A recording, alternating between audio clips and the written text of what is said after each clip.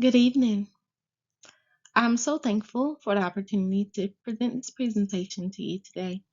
I'm aware that time is of the essence, and since that is so, it is even more imperative that our company begins using the practices that I will discuss today to increase maximum efficiency and yield and increase in profit.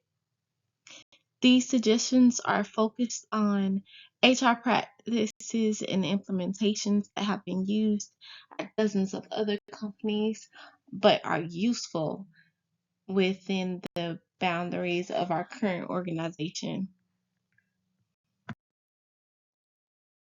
Suggestion 1: offer competitive compensation.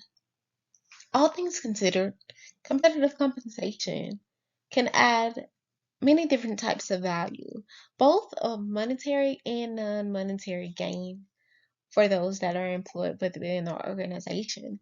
Offering competitive compensation does many things for an organization like us. It can attract candidates.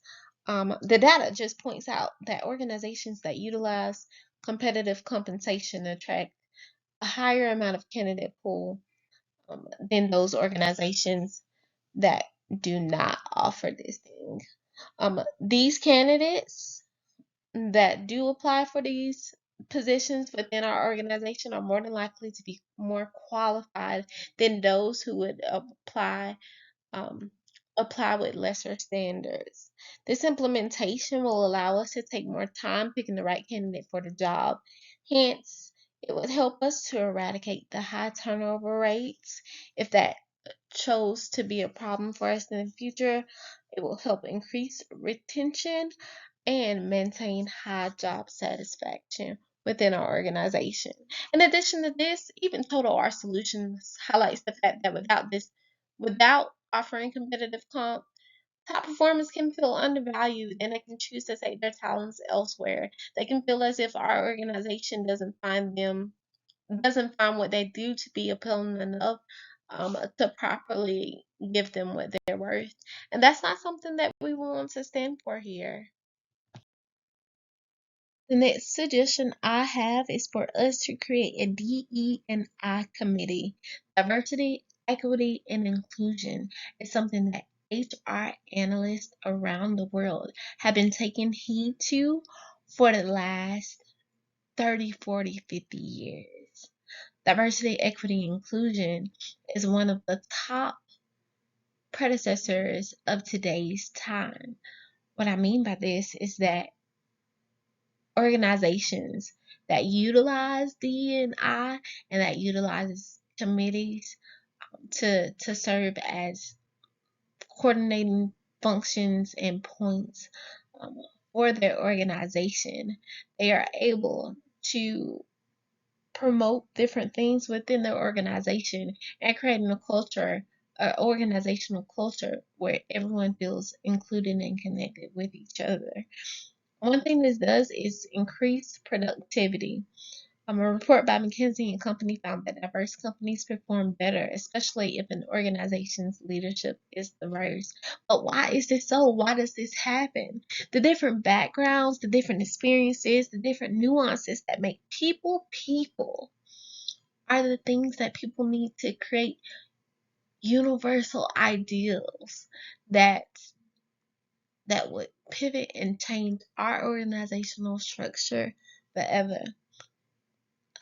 In addition to this, it increases employee retention. People want to work for people who are able to say, I have every type of person working for me. It does not matter. We're not cookie cutter. We do not look the same. We do not have necessarily the same values, but we share the same mission. And our mission is to get our job done. Our mission is to promote the standards, the values um, of our organization here. And that's the important thing to us. And in addition to this, a DE&I committee, it also helps to serve our clients. Us focusing on promoting DE&I within our organization allows us to be able to have employees who are able to cater to other needs because they are able to have authentic conversations about their life experiences, about their history, about things that matter to them as well. My fourth and final suggestion would be for us to offer workplace flexibility. Honestly, flexibility in the workplace involves working non-traditional hours or non-traditional spaces to fulfill the needs within your organization. These things could look a lot like being at a different location that is in that person's home as opposed to being in a standard office. It could look like being a part-time worker or even being a worker who job shares. It also means that we could offer family leave programs where employees get paid to leave to attend personal or family responsibilities for a temporary period, but it's all completely up to us. And the reason why this is important is simple. Our employees of today are not the same as 30 years ago. The things that matter to them now are things that may have not have been thought about then because society was not what it was. Therefore, this fast-paced, moving society that allows people to do a lot in a matter of time means that people want to constantly connect. People want to be able to find leisure in those safe spaces of their lives. The proof is this: some organizations who have shied away from offering workplace flexibility may have faced negative reactions in the past, including employees who were more stressed, subject to burnout, and they had least amounts of job satisfaction.